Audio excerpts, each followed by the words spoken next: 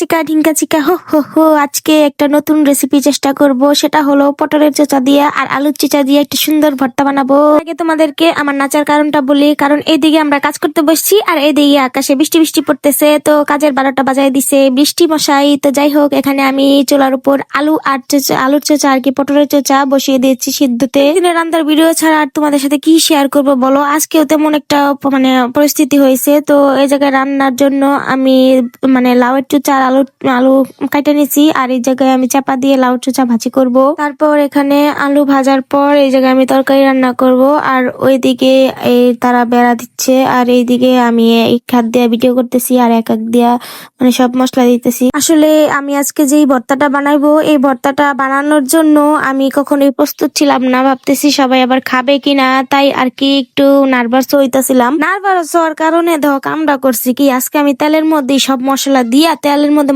মশলাটি সব পিঠা লাইছি। আগে পানি দিব না, এর আমি ভুল কাজ করছি। তো যাই হোক, এখন আমি কি করবো, আর আজকে আমি কাতলা মাছ দিয়া আলু দিয়া পটল দিয়া রান্না করব, সেই কারণে মশলাটা সুন্দর করে কষাই নিলাম। এখন আমি কাতলা মাছগুলা দিয়ে দিব। মাছগুলা কষাই রান্না করলে কিন্তু ভালো লাগে। আর ভিডিও দিতে দিতে আমি খুবই হয়রান হয়ে যাই, কি কইমু কই থেকে কইমু কিছু খুঁজে পাই না। তো যাই হোক, আসল কথায় মূল কথায় তো মাছগুলো কষানি হইতে থাক, চলো তোমাদেরকে আমি দেখাই যে আমি কি কি করলাম। তো মাছ কষানি শেষ হয়ে গেছে, তো এই জায়গায় আবার আলুগুলা দিয়ে দিলাম, আলু পটলগুলো দিয়ে দিলাম। আলু পটলগুলা কষানি হয়ে গেলে তারপরে আমি মূল কাজে আইমু। তো এখন আইছি মূল কাজে, এই যে আমি ব্লেন্ডারে আলু পটল আলু আর আলুর চোষা আর কি পটলের চোষা আর হলো কালি জিরা দিছিলাম, অল্প একটু কালি জিরা সুন্দর করে আমি ব্লেন্ডার করে নিছি। ব্লেন্ডার করা হয়ে গেলে তারপর একটা পেস্ট তৈরি হয়েছে, ওই পেস্টটা আমি সুন্দর করে কড়াইয়ের মধ্যে দিয়ে দিছি। আর এইদিকে আমি তরকারিটা নামাই লইমু।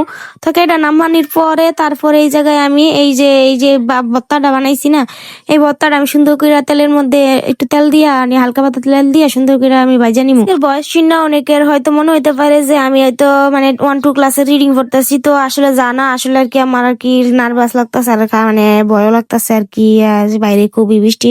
তো যাই হোক, এত কিছু না কই, তো এই ভর্তাটা আমি তেলের মধ্যে ভাইজা নিমু, একটু তেল দিয়ে নিলাম, নইলে কিন্তু আবার সুন্দর করে হইব না। ভর্তাটা একদম ভাজা হওয়ার পর সুন্দর একটা কালার আইব। এই যে দেখো কত সুন্দর একটা কালার আইছে।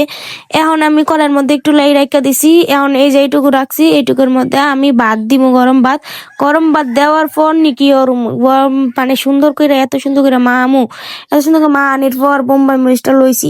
খাইতে যে কি মজা হইব রে গাইস, তো বলার বাইরে। এখন আমি সুন্দর করে লই তুমি করে দেখাই। তো আমার কাছে তো ভর্তাটা সুন্দর মজা হয়েছে, আমি অনেক ভয়ে আসছিলাম। তো সবাই কিন্তু ভর্তা দুপুরে রাঁধছি, তো দুপুরে কিন্তু সাবার করে দিচ্ছে।